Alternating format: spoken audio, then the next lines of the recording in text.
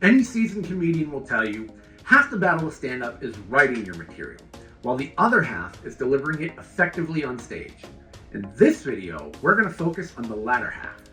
Now, whether you're just starting out or you've been performing for a while, these tips will help you connect with your audience, deliver your material effectively, and create a memorable performance that will leave your audience laughing. So sit back, take notes, and let's get started.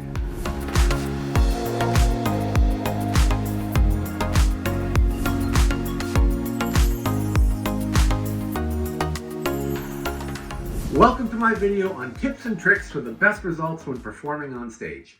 I'm your comedy coach, Brian April. Now, as a professional stand-up comedian for over 25 years and counting, I've seen plenty of comedians perform, and today I'm sharing with you some key pointers to help you make a lasting impression while you're on stage. The last tip I'm going to share today is based on a mistake that I made for way too many years and would sink my shows so many times. I wish I had someone cool like me back then to tell me sooner. When you first start going on stage to perform, you'll most likely be nervous and not able to think about some obvious and some not so obvious things. So here's what you need to know. Before you go on stage, check your zipper and don't forget to breathe. Take a few deep breaths to settle down a bit. Even if you need to take one once you get on stage, that's totally cool too. Let's talk about microphone placement. You want to ensure that the microphone is held at the appropriate height and distance from your mouth. The ideal distance is about an inch or two away from your mouth and at about chin height. You want to be heard clearly without blowing out the speakers. So that means if you need to yell, you want to take the mic away from your mouth. Let's talk about mic stand placement. You're going to want to take the mic stand and move it to the side of you. Now, unless you plan on leaving the mic in the mic stand, you need to get that out of the way. I don't recommend leaving the mic in the mic stand because it really limits your movement and your energy. Place the mic stand in a location where it's easily accessible, yet not too distracting and doesn't block the audience's view of you. How are we doing? Where should you stand? You're going to want to stand center stage and avoid leaning on the mic stand too much. Now, if the stage has lights, make sure you stand in the lights so that the audience can clearly see you. Now, if you wear something like a hat, you want to make sure that the shadows from the light don't cover up your eyes, because you will lose a big opportunity to be expressive and to connect with your audience. Don't stand too far away. Standing towards the back of the stage gives off the impression that you're scared and you're not confident. Now, the audience will pick up on that immediately, and it will be much, much harder to make them laugh as a result. Where should you look when delivering a joke? Now, you want to avoid looking at the floor, especially during your punchlines. All your punchlines should be delivered facing forward to the center of the room. I found out I was fat because I dropped something on the floor, and I was like, oh crap. Honey, do we need that?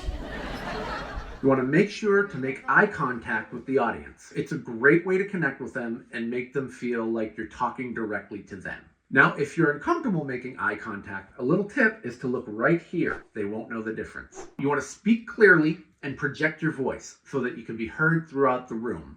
You don't want to mumble or whisper, and you definitely want to avoid shouting or yelling, especially into the microphone. If you're doing facial expressions, you want to ensure that the audience can see your entire face. This will help them connect with you on a personal level. It also makes it easier for them to read your facial expressions and understand your jokes better. Timing. Now, this one is super important. You want to avoid stumbling over punchlines. If you stumble over your punchline, the audience will not laugh nearly as much, if at all, no matter how good your joke is. Make sure that you say your punchlines clearly. Now, you also want to pause for a beat after the punchline to let the audience react. If you get a laugh, don't talk over it. Let it breathe. Because if you talk over the laugh, they will stop laughing so they can listen. Your body language. You want to use your body language to help sell your jokes. Physical comedy can be a great addition to your performance. Gesture with your hands, move around on stage, and use your body to emphasize your points. Now, the really crucial one is to be yourself. Be authentic and true to yourself. Be you, just turn up the energy about 50%. The best comedy comes from personal experiences and observations. Don't try to be someone you're not. Be honest, be relatable, and most importantly, be funny. By the way, if you're finding any of this helpful, please return the favor and give this video a like and maybe subscribe to the channel. Or you can leave a comment down below as to which tip you're enjoying the most. Okay, now we're down to the last two really important tips. Like, no joke, these are crucial. 1, preparation. Practice, practice, practice. You want to rehearse your set multiple times before you perform it. This will help you feel more confident on stage and help you deliver a more polished performance. It's important to time your set and leave some room for laughter. For example, if you have a 3-minute spot, you shouldn't be speaking for 3 minutes straight. You're probably going to end up doing about 2 minutes and 15 seconds to 2.5 minutes of material and allow 30 to 45 seconds for laughter. And here's Ramsey Hunt singing a smash hit, I Can't Feel My Face When I'm With You.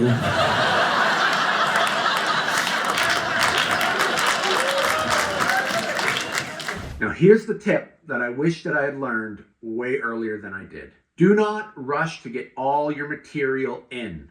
Going at a normal pace and not rushing through your material is crucial for a successful stand-up comedy performance. Because here's what happens. Let's say you're having a good set. You're getting laughs, and all of a sudden you look at your watch. You got 1 minute left, but you have 2 minutes of material left. So you start to rush because you want to get all your material. The audience starts to have trouble keeping up with what you're saying because you're going faster. Because you're rushing, you also don't leave them time in between the jokes to laugh. They notice that you're now going faster, and because they don't want to miss anything, they stop laughing because you're also not giving them the opportunity to laugh. Now you're frantically performing the last part of your material, just trying to get that big joke in that's gonna kill. They see you getting frantic and realize, truthfully, it wouldn't matter if they were in the room or not. You would just keep talking, and they just completely tune you out. You finish your set to dead silence, and you wonder what on earth just happened. It is better to only get through 2 minutes of material in 3 minutes at a normal pace than to try to rush through 3 minutes of material. Do not rush, do not rush, do not rush. Okay, that's it for the basics of performing. I hope you were able to pick up on some good tips and tricks and ideas. And again, please leave a comment below as to which one you found to be most fascinating or your favorite. We'll see you next time.